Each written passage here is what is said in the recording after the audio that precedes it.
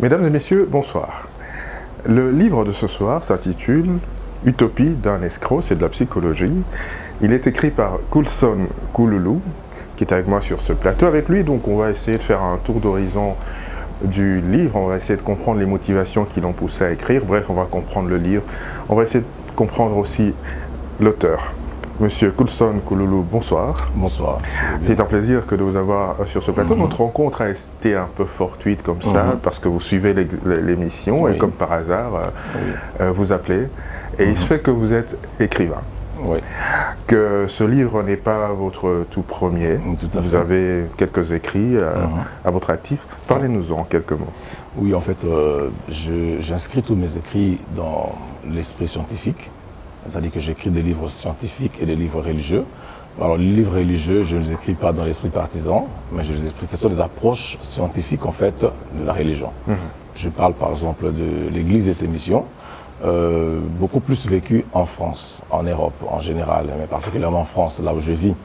Nous constatons qu'il y a des églises de ghetto, et ce sont les églises des diasporas, en fait. Alors, les Congolais se retrouvent entre eux, ils n'arrivent pas à évangéliser, à gagner les Européens. Et c'est un fait qui, quand même, pose problème, puisque si nous nous retrouvons en France et avec nos mœurs d'ici, nous chantons en lingala, nous prêchons en lingala, par exemple, ça pose problème parce que les autochtones n'arrivent pas à se retrouver. Donc, c'est un mal qui doit être combattu par, évidemment, les prélats, les clergés, par rapport à tous ceux qui ont des ministères, tous ceux qui travaillent pour Dieu. Et dans ces livres, nous sommes en train de donner des moyens, des voies et moyens pour sortir un peu de cette aliénation. Ok. Oui. Alors, avant qu'on aille plus loin, on va préciser aussi que vous êtes dans le service de Dieu, vous êtes homme de Dieu, pasteur, c'est ça? Oui. Alors, comment est-ce que vous arrivez à concilier justement, parce que vous dites que vos livres parlent à la fois de religion, mais aussi d'aspects scientifiques. On a tendance à croire que ces aspects sont diamétralement opposés. Comment vous faites pour concilier les deux? En fait, même dans la Bible, il est écrit qu'à la fois la vertu, il faut ajouter la science. Parce que nous sommes dans un monde où on parle de la globalisation, de la mondialisation. Nous devons apprendre à nous moderniser. Parce que ce qui a été fait il y a plusieurs années en arrière, ce n'est pas ce qui doit se faire aujourd'hui. Donc il faudrait que même à l'église, qu'un ingénieur arrive, qu'il se retrouve. Lorsqu'un médecin arrive à l'église, qu'il se retrouve. Que le message qui est prêché ne soit pas forcément lié à la spiritualité. Parce qu'il n'y a pas que la spiritualité que nous vivons tous les jours. Nous devons manger, nous devons boire, il y a la nutrition. J'ai même écrit un livre, j'ai une rubrique là dans l'un de mes livres qui parle de la diététique biblique par exemple. Donc la Bible ne concerne pas que l'esprit de l'homme, parce que l'homme est tripartite. C'est un esprit habitant dans un corps et possédant une âme. L'âme étant le siège des émotions, des sentiments. Donc il faudrait que la parole de Dieu arrive aussi à gérer, à traiter le problème lié aux émotions et aux sentiments de l'homme. Et aussi au corps, le physique. On n'allait pas demander aux gens de jeûner pendant 40 jours à l'occasion de rien du tout. Et pendant qu'ils sont malades, ils vont mourir. Et on va dire que c'est un démon de maladie parce qu'un démon de mort ou de maladie, on voit des esprits partout. Non, c'est parce que vous n'avez pas géré les choses. Tout à fait autre chose. Aujourd'hui, vous sortez en hiver avec un short, vous attrapez la pneumonie, on ne va pas vous amener chez un pasteur. C'est une maladie qui est d'origine naturelle. Donc si la science n'intervient pas dans la spiritualité, ça devient franchement l'opium du peuple. Alors, vous faites mieux ce soir, vous nous emmenez carrément dans le domaine de la psychologie. Donc, dans le cadre de cet ouvrage, justement, que vous intitulez « Utopie d'un escroc ». On va revenir sur le titre, on va revenir aussi sur l'illustration que vous faites finalement en couverture, parce que c'est assez particulier, l'image qu'il y a dessus. Mais il y a une chose que j'ai bien voulu savoir, qui a attiré mon attention à partir du moment où j'ai fini la lecture de ce livre, avant qu'on revienne sur le titre, c'est de savoir si vous avez eu une aventure malheureuse avec un escroc, au point que ça vous pousse finalement à écrire ce livre que vous intitulez Utopie d'un escroc. Bon, en tant que pédagogue, je pense que nous vivons au quotidien ce qui se passe. Nous sommes au contact avec le peuple, au contact avec les hommes, en tant que pasteur aussi. Donc nous avons un regard un peu différent du commun de mortels. Parce que nos yeux sont déjà exercés, nos oreilles exercées, à comprendre ce qui se passe dans le plus profond de l'homme. Ce qui m'a poussé à écrire ce livre, c'est tout simplement la mésaventure d'un frère qui m'a raconté son histoire lorsqu'il est arrivé ici à Kinshasa. C'est pas votre propre mésaventure? Non. Okay. Il est arrivé ici à Kinshasa, en provenance de France évidemment, et il tombe sur un de ces grands du quartier qui lui propose ses services, alors que le monsieur avait d'autres idées derrière la tête. il voulait carrément lui rafler tout ce qu'il avait ramené. Et du coup, comme c'était une autorité, la personne lui a confisqué son passeport, son billet. Et tout le jour, il revenait pour dire non, non, donne tant, 1000 $, 1000 €, tout ça. Il lui a bouffé l'argent, le monsieur, au lieu de faire 2 semaines, il en a fait 2 mois. Il a fait 2 mois pratiquement. Donc après, ça devient un problème. Mais au final, le collègue de son frère, son grand du quartier, viendra lui dire non, monsieur, tout ce qui se passe, c'est votre grand frère qui le fait. En fait, il veut avoir votre voiture, tous vos biens que vous avez ramenés, alors moi, je vais vous aider. Il est parti dans le bureau, il a récupéré tous les documents du monsieur, il lui a payé un billet et le monsieur est rentré en France. Arrivant en France, il appellera son grand du quartier pour lui dire non, je suis arrivé en France. Il dit mais comment vous... Non, je me suis débrouillé, je suis arrivé. Mais votre passeport, vous l'avez trouvé où? Non, dans votre bureau. Ah bon? Dans mon bureau. Comment vous avez fait? Il a raccroché. Et du coup, il a dit au monsieur, rendez tout ce que vous m'avez pris. Vous n'aurez plus rien. C'est là que je me suis dit l'utopie d'un escroc. Il a tout perdu. Il aurait peut-être eu mieux que ce qu'il a pensé avoir à travers l'escroquerie. Alors, utopie d'un escroc, justement, le message que vous voulez porter à travers ce livre, c'est justement d'affirmer quoi que l'escroc, en définitive, perd tout ce qu'il amasse ou tout ce qu'il semble vouloir amasser dans son illusion, finalement. Oui. Je dirais qu'un bien mal acquis ne profite jamais. En tout cas, il ne profite jamais à qui que ce soit, à personne. Et l'idée centrale de ce livre, c'est tout simplement dire aux uns aux autres que faire le mal, c'est mauvais. C'est l'inutilité de faire le mal. Ça ne sert à rien de vouloir faire du mal à quelqu'un pour après le soutirer de l'argent et qu'on sort. Nous sommes dans un monde où nous sommes tous liés par la logique de la semence. La loi de la semence et de la récolte. Une semence se définit comme étant une cause d'où naîtront avec le temps certains effets. Il y a un principe universel qui dit que chaque semence doit se reproduire selon son espèce. Ça veut dire que ce que l'homme pose comme acte aujourd'hui, qu'il soit tranquille. Il finira tôt ou tard par en manger le fruit. Donc aujourd'hui, nous disons aux gens, même aux escrocs, à plusieurs échelons, qui comprennent qu'au final, ils ne seront jamais ce qu'ils ont voulu être. Ils n'auront jamais ce qu'ils ont toujours voulu gagner auprès des autres. Alors, nous avons tous 24 heures. Nous avons tous 2 bras, nous avons tous 2 yeux, 2 oreilles. Pourquoi ne pas se battre seul et gagner la vie? D'ailleurs, je le disais encore à quelqu'un ce matin, nous n'avons pas été créés pour être aidés. Nous avons été créés pour aider les autres. Lorsque nos actions s'inscrivent dans cette logique-là, tout change autour de nous. Nous n'allons pas incriminer notre frère, notre père ou notre mère qui ne nous ait pas aidés. Non, on dira que non, c'est à nous de pouvoir porter secours aux autres. Ce qui fait qu'aujourd'hui, vous allez vous retrouver dans une rue, quelqu'un il tombe par terre, il est malade ou tout ça, non insistant à personne en danger. C'est parce qu'au fond de nous déjà, nous n'avons pas inscrit en nous cette loi de pouvoir porter aide à autres. Je vois quand on roule, vous pouvez mettre votre clignotant, vous demandez le passage. On ne vous cède pas le passage? Il est pressé pour aller où? Alors tout le monde est entré dans cette spirale-là, c'est devenu comme une coutume. On ne veut pas aider l'autre. Déjà, si vous n'arrivez pas à céder le passage à celui qui est en difficulté, je doute fort que vous aiderez une personne qui sera en détresse, par exemple. C'est ça. Alors, deux questions rapidement.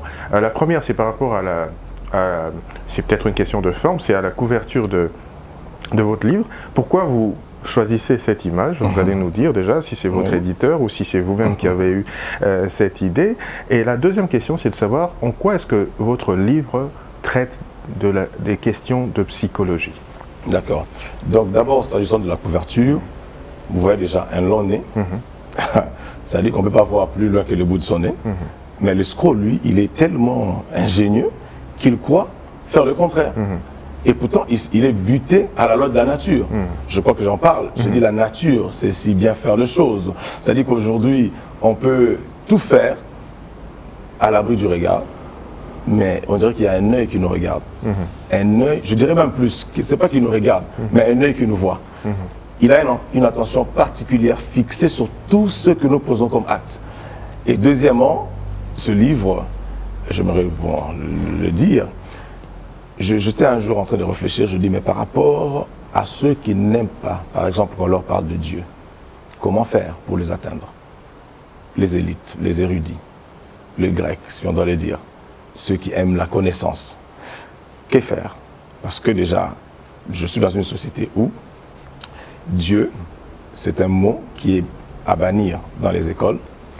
au travail, partout. On rappelle ici pour nos téléspectateurs que vous vivez à cheval entre Kinshasa et Paris. Voilà, et la France. tout à fait. Voilà. Donc, et là, vous parlez de la France. De la France. Alors, je me suis dit, comment faire pour atteindre ces personnes-là? Alors, je me suis dit, bon, je vais travailler à travers le message subliminal. J'ai dit que c'est possible parce qu'aujourd'hui, j'avais organisé une conférence et je suivais certains documents où on nous montrait, nous présentait la musique. La musique qui disait par exemple « Escalier vers le ciel ».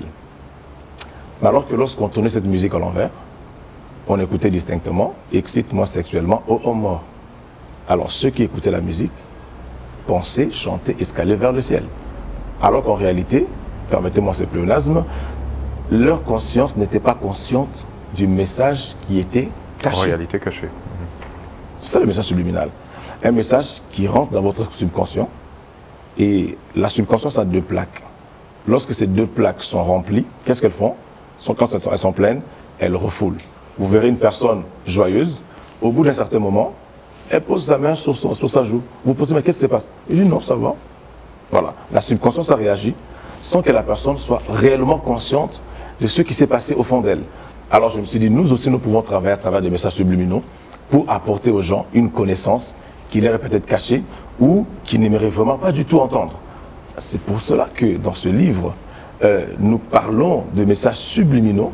Je me dis, on peut atteindre le non-atteint, de jadis évidemment, à travers un livre qui est psychologique. Vous allez voir que même en parcourant le livre, je traite beaucoup plus de sujets en rapport avec la psychologie. Parce que la psychologie, d'antan, elle était définie comme étant l'étude de l'âme. Mais vu qu'elle devait devenir une science, et une science ne pouvait pas avoir pour objet d'étude une chose d'immatériel, immatériel plutôt, il fallait maintenant que la psychologie change de définition.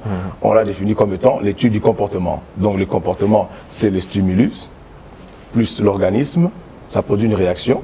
Et les trois, ça forme un comportement. Alors, c'est vrai que quand on lit cet ouvrage, il y a ce côté purement de psychologie, mais moi, en tant que lecteur, sans nécessairement deviner que vous êtes un homme de Dieu, j'y ai perçu justement ce côté du prédicateur, justement, qui interpelle et qui a un message à vouloir délivrer justement à ses compatriotes. Est-ce que finalement, vous ne mettez pas en mal justement ce côté psychologique? Est-ce qu'il s'accommode nécessairement justement de la chrétienté? Je veux dire, quand on parle de psychologie, généralement on fait pas beaucoup allusion à tout ce qui est chrétien. Oui, mais bon, après, je pense qu'un prédicateur, sans toutefois nous éterniser dans la religion, mais je pense qu'un prédicateur, c'est un psychologue. C'est un pédagogue, un psychologue. Il a, au quotidien, à étudier les comportements, à gérer les comportements, les méfaits du comportement, les bons côtés du comportement. D'où il est important que lui-même, en tant que prédicateur, s'efforce à ne pas tomber dans le même piège dans lequel se trouvent les gens qui viennent à lui. Donc du coup, la spiritualité et la psychologie vont de pair. Ok. Alors, parlons un peu de cet escroc, justement. D'après vous, quels sont les principaux traits caractéristiques d'un escroc? Parce qu'il faut bien qu'on le sache au sortir de cette émission, pour mettre à l'abri certaines personnes qui seraient amenées à rencontrer ce genre de personnes. Quels sont leurs traits caractéristiques aux escrocs? Oui, donc je dirais déjà dans un premier temps, avant de parler de l'escroc, je parlerai de l'escroqué, de la victime. Si vous voulez. La victime doit d'abord être sincère envers elle-même. Moi, je pense que la sincérité, même si elle ne nous met pas à l'abri de tout le danger, de tous les vices dans ce monde, mais la sincérité, au final, finit par nous payer.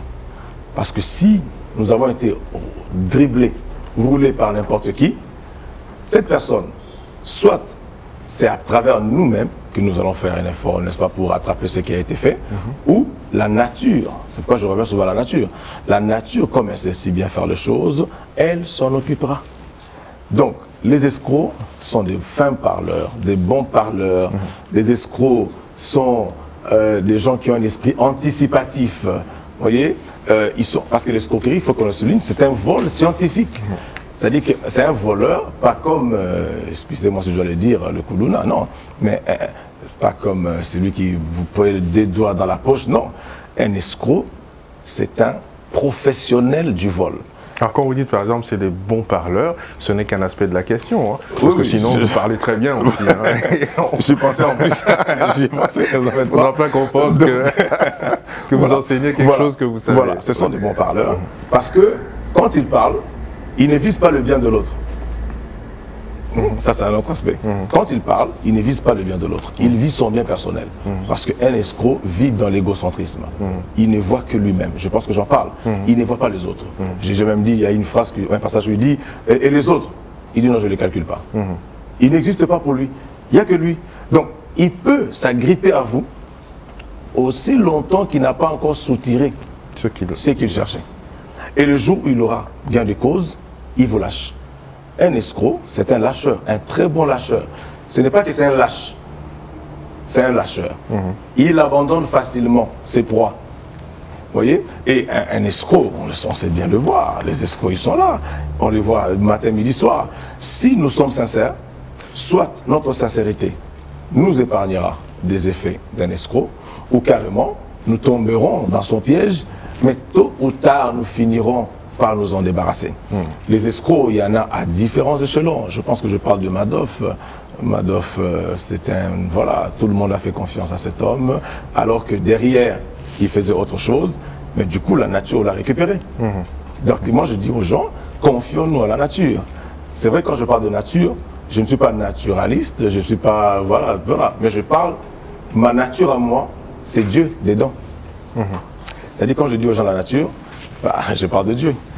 Mais comme il ne faut pas citer Dieu dans certains milieux, ben voilà, nous nous conformons à la règle, mais tout en utilisant un message subliminal. Quelqu'un nous lira, mais il y a un autre esprit qui viendra en lui. Alors, quand on vous lit, vous décrivez tellement bien l'escroc que si on vous lit mal, on pourrait presque croire que vous présentez l'escroc en modèle. Parce que finalement, c'est quelqu'un de pétri de qualité.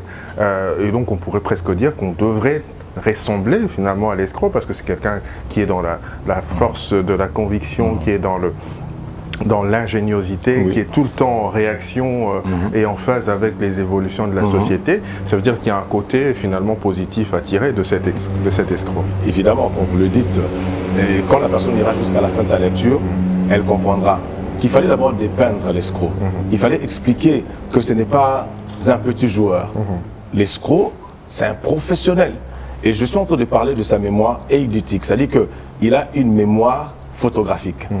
Il peut arriver devant une personne, vous vous présentez, vous donnez votre nom, 10 mois plus tard, il va vous rappeler votre prénom. Vous serez surpris, vous dites, mais c'est quoi? Non, non, c'est pas qu'il il a la compassion, c'est un homme antipathique. Tout ce qu'il cherche, c'est de vous soutirer de l'argent. Ou de vous... L'escroquerie, c'est pas seulement financière plutôt. Il y a l'escroquerie sentimentale. On a beaucoup d'escrocs sentimentaux aussi. Ils existent.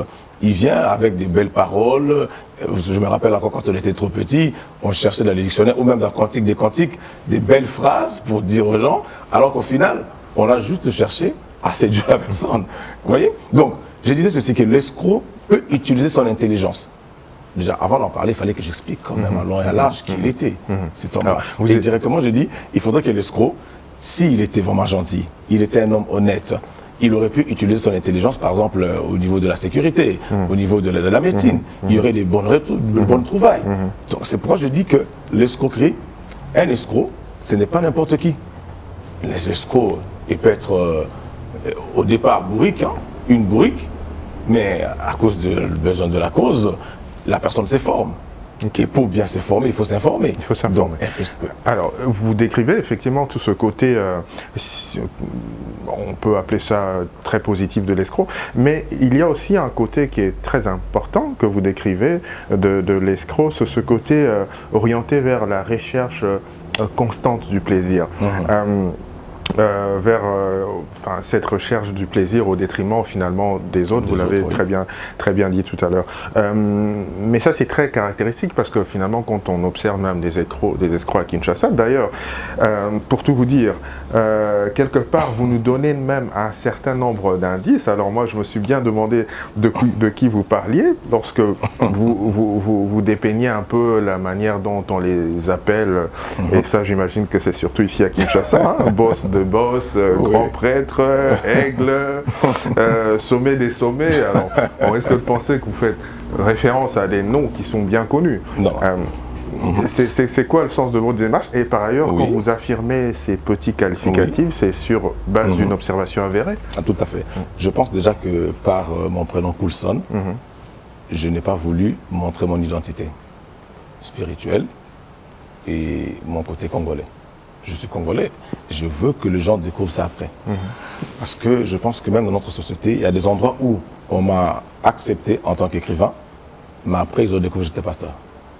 Alors si j'étais venu avec l'identité de pasteur, ça aurait été compliqué. Donc ils ont compris que ce n'était pas un problème, même si on dit que la religion actuelle, c'est l'opium du peuple. Bon, soit.